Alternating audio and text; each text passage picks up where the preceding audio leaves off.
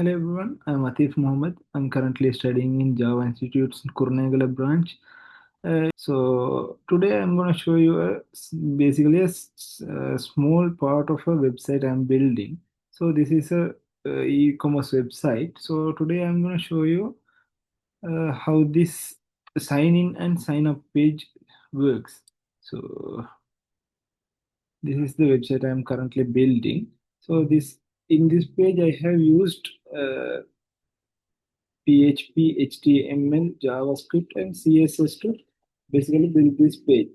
So I have made a sign up page and also a sign in page, both in sign up, sign in, and a sign up option, but those both are in the same page.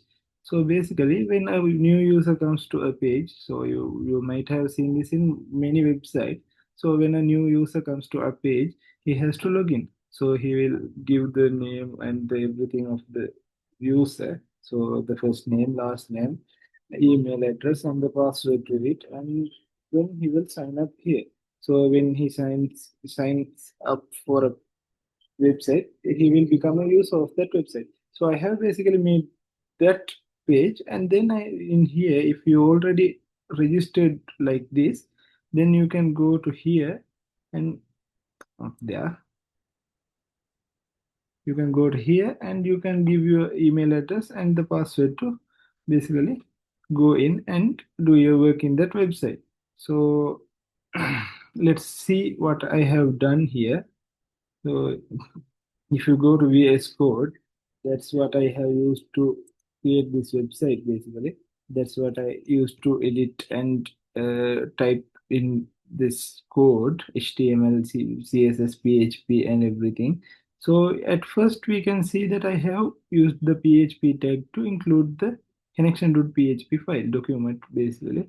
That document is referring to this. This is the document it refers to. This document consists of things to connect it to the database. So in here you can see that there is a function called setup connection. In this function we have checked whether there is already a connection there, and we have made established a connection here, giving the details of the database basically. Here it says the local host, that's the domain, and then the user is root at the moment. This is the password, and this is the database's name. This is the port it accesses. Then there is two functions to input, update, delete. This here receives a query and this sends it to the database and back brings the query, brings this brings nothing, but this search query brings something back. So it brings a result set back basically. So those are not important at the moment. Let's see the designing side of things. Okay.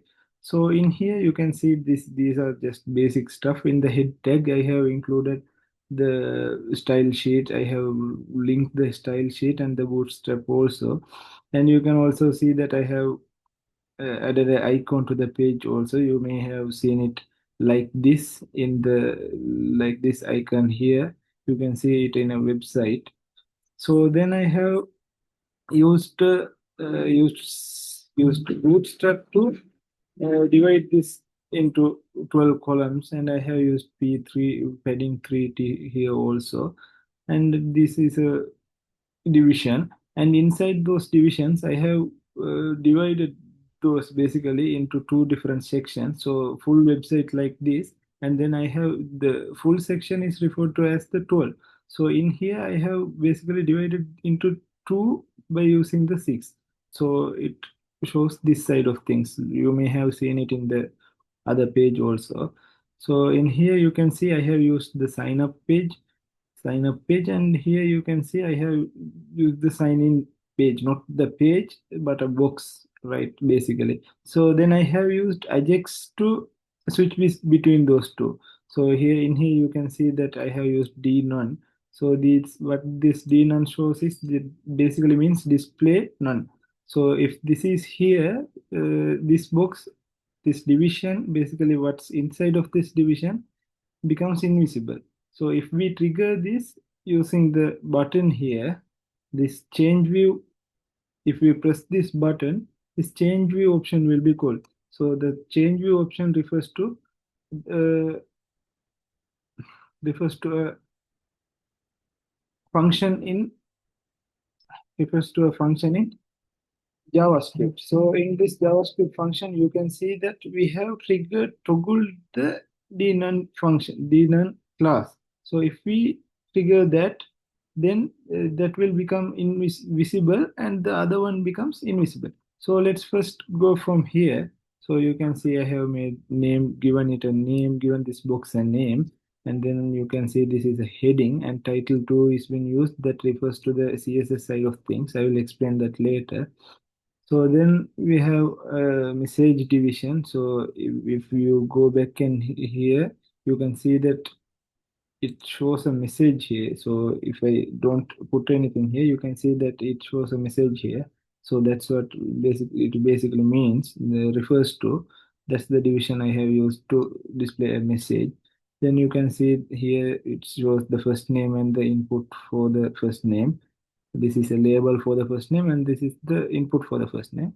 Then you can see the last name and email as such, password, and everything is like that to here. And then here you can see the drop down in which you can select a gender for you. So in this website with this sign up page, you can select a gender for here. If we look at this, we can just make it static and uh, type those male and female here, but I have made it dynamic by importing those data from the database. So select all from gender brings all of those to here. So from the table of the gender, we can see the gender name is there. So it brings it to there. So that's the main thing actually. So on click, the sign up uh, function is called. What that refers to is the sign up function is here. You can see that it clings on to all of those data we collected from the database, not the database, but from the input boxes and gives them a name basically. So this get element by ID if name is, if we look at the ID f name, you can see that it is currently here. So if this f name is this, so ID is f name. So it catches from here and it brings it to here and then it brings it to the sign up process page. So those are not important at the moment. Then it goes to the database basically. So I have made a series of inputs and labels here, you can see, as you can see. Then this is to load the gender data basically, and here you can see the uh, what does that button do. So the sign up button to call the function of the sign up function, and then we can see that this button changes the view. So basically toggle between sign in box and the sign up box. So here you can see the sign in box. So in this sign in box, if the button was pressed, this will show up and the title will change to sign in, and this message division also there. So basically like before, but this only has two sections of this. So if the remember me button is pressed, this will be activated. So there will be a cookie saved to save the email and the password. Then we can see that I have used divisions to add labels and etc. Basically, like the sign up box, here we only need two informations, two pieces of information, basically email and the password. These two will get sent to, these two will be sent to script.js. Then to sign in process here. Then this will be sent to where the sign in process PHP document, and then from there, from with a query, with the help of a query, it will be sent to the database and checked whether it is the correct password and the email address or the wrong one, and then the response will show. If the password and the email was correct, that means if he is already registered, he can go to the next page. For example, in here you can go to the home page. If not, there in the message division, it will show that the password, and the in here it will show that the password or the email is wrong. So that's basically it for this page. There's nothing more to it.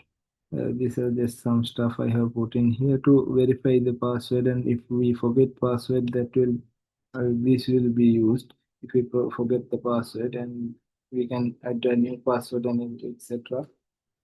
Uh, that's basically it. Thank you all for watching. I hope you enjoyed this video, and I hope you all got what I was trying to convey. Thank you.